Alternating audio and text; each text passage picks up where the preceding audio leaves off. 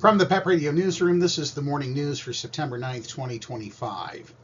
These are the stories we are covering at this hour. As House Republicans left the Capitol on Monday night, many of them waved off questions about a sexually suggestive letter to Jeffrey Epstein, seemingly signed by Donald Trump, and by insisting the signature was not authentic.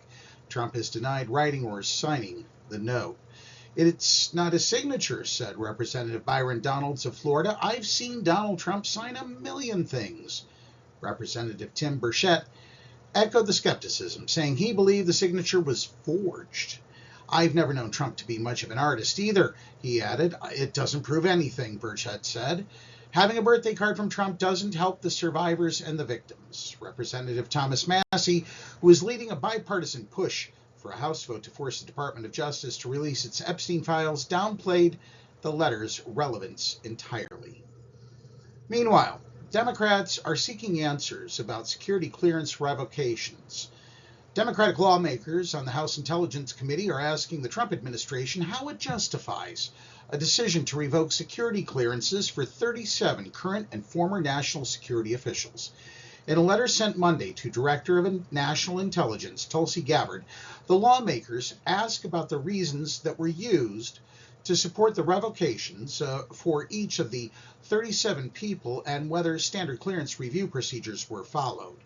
The Democrats also ask whether the government notified the affected current and former officials before the revocations were announced, and whether the Trump administration considered the impact the revocations would have on national security. Gabbard has said the 37 people whose clearances were revoked failed to properly handle classified material, didn't adhere to professional standards, or sought to politicize the intelligence service. Sounds kind of like what happened in 2019, that would be 2021 down in Mar-a-Lago. Just saying. Trump blames the Democrats for the stabbing death of a Ukrainian refugee in North Carolina. Not the killer, the Democrats. Trump on Monday blamed Democrats who refused to put bad people in jail for the fatal stabbing last month of a Ukrainian woman who had come to the U.S. to escape from Russia's invasion of her home country. The Republican president wrote in a social media post that law and order is needed in every state and only Republicans will deliver it. Does that include D.C.? Authorities say the man charged in the killing of a 23-year-old Irina Zarutska on a train in Charlotte, North Carolina, has a history of mental illness, arrests, and erratic behavior.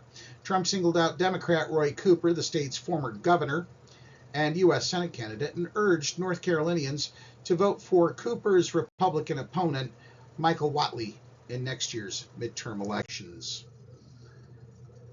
The Shapiro administration will allow SEPTA to use hundreds of millions of dollars set aside for critical repairs and maintenance to fund court-ordered service restorations. The move resolves the key stumbling block in negotiations over the more than 2-month late state budget, but doesn't give SEPTA and other struggling transit agencies the stable revenue they and legislative Democrats have been desperately seeking.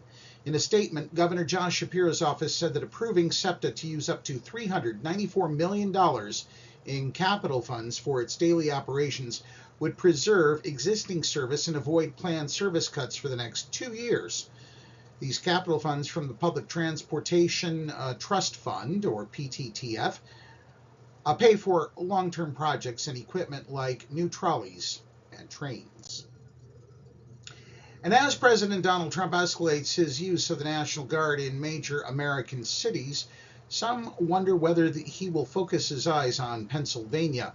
The president has used troops and federal agents in recent months as part of what he said is a mission to fight crime and ramp up deportations. After Los Angeles, Washington, D.C., and Chicago, Pennsylvania Governor Josh Shapiro said he's prepared should Philadelphia or any city in the state be next. I think what the president is doing wrong. I think what the president's doing injects chaos in communities, Shapiro said Monday in Philadelphia. He added, I'm not going to get into the specifics. I can tell you we are prepared. Shapiro did not say how the state is preparing, nor is there any indication the Trump administration plans to supersede the governor's authority. and deploy the National Guard in the state. The governor has tried to trade barbs with the president for weeks by attacking the deployments. Earlier this month, he said in a post on X the president would need to go through him should he try to undermine Pennsylvanians' fundamental freedoms. That's the news at this hour. If you are watching our news on YouTube, be sure to subscribe to the channel and like the video. PEP Radio is available on Roku, Alexa, the Live 365 app, and the PEP Radio page at paequality.com. Up next, we have the Meadville area weather forecast here on PEP Radio.